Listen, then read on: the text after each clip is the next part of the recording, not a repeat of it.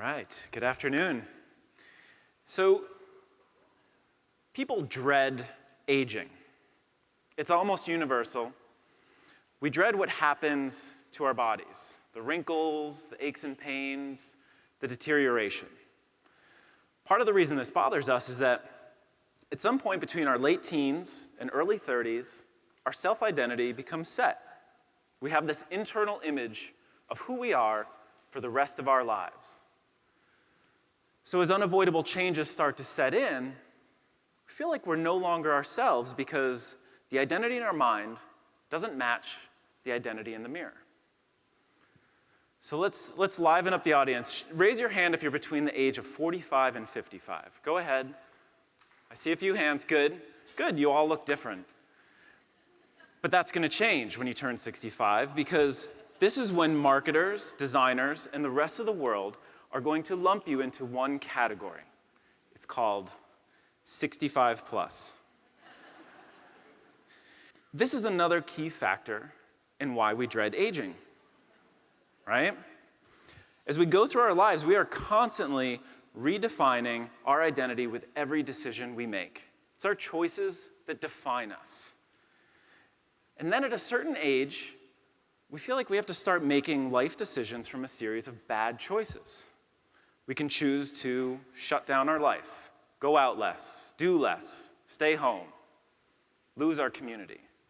Or we can rely on accessibility products, which aren't only ugly, they're just bad. People use words like medical, clinical, and institutional to describe them.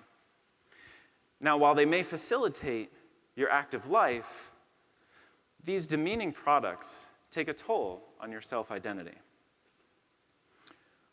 I'm here to tell you that design can protect our unalienable right to the continued pursuit of happiness. Design can change the aging paradigm. As designers, we are challenged with seeing a world that doesn't yet exist and then making it become reality. So why is a 38-year-old up on stage getting all jazzed up about aging and identity and design?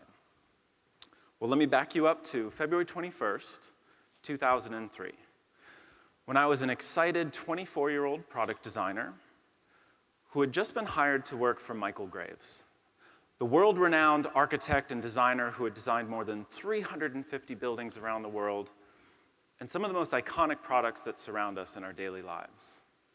My first day of work was a week away.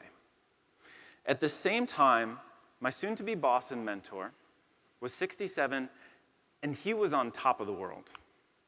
The very next day, Michael Graves was paralyzed from the mid-chest down. He had had a sinus infection that crossed over into his brain and traveled to his spinal cord. It's an incredibly rare occurrence, but it happened to Michael. So the first time I met Michael was in a rehab hospital. Imagine that being how you meet your boss for the first time. And this wasn't just my boss, this was my idol. This was somebody I had studied in college. I remember that first time. And just like his designs, Michael was so friendly and approachable, and he had this personality that drew me in.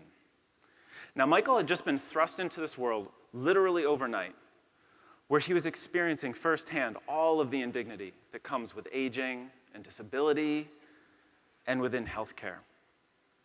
He had lost all of his privacy, and he thought he had lost his self-identity. But Michael quickly realized he had gained a much richer identity. He was still an architect and a designer, and now a patient, with a richness of empathy that was powerful. And so knowing the power that design has to improve people's lives, we all headed in this direction that none of us had expected. Now, as we all age, most of us are going to experience issues with our mobility. In fact, falling is the most common and universally dangerous accident that an older adult can have. So I've become fascinated with canes. Canes are this gateway product to aging, right? Think about it. This is the first medical device you're going to be seen using out in public. Yet it's this visual accessory, but they all have this horrible utilitarian look to them. And so while so many people could actually benefit from using a cane, because of the stigma that's attached to them, they resist, resist, resist. So we've designed a concept, and I'm going to share it with you today. It's not available anywhere, but it illustrates how we all need to think about products like these. Start with research. We met with so many cane users, doctors, physical therapists, occupational therapists. We also follow the principles of universal design, but they don't go far enough. We have to think about aspiration. What I mean is we have to create objects that people will want to use, not simply need to use. The other key piece of our research was every designer had to use a cane for a week, take it with them everywhere. This exposed them to not only the functional frustrations, but also the emotional frustrations that come with having a cane in your life. I remember every time I went out in public, I was suddenly the center of attention in a way I had never been before. Now, I only had to put up with that for a week. In reality, I would not have that luxury. So here's what we did. Everybody's hands are different. Everybody's needs are different.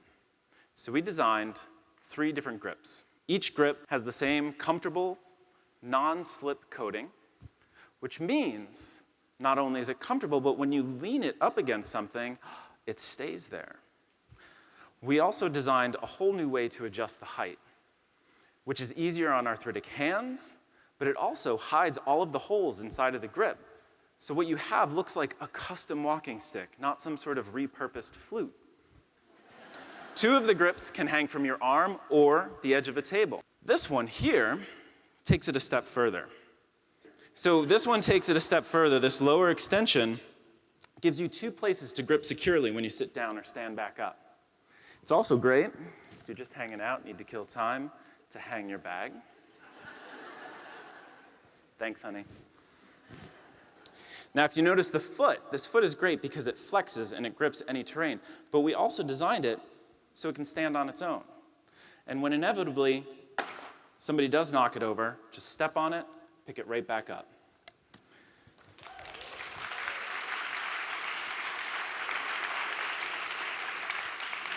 And we designed 2 different feet, and we made them easy to replace or swap, which is a huge improvement compared to canes today. So what we designed is a simple kit of parts. You choose a grip, choose a foot, choose a pole. There's those feet again.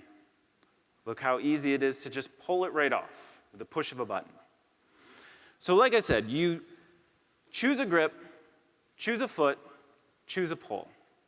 A variety of colors means your choices are endless. So your style can be limitless. We're designing for people, not a diagnosis. Because you are not a senior or 65 plus. You are not a stereotype. You are Yoko,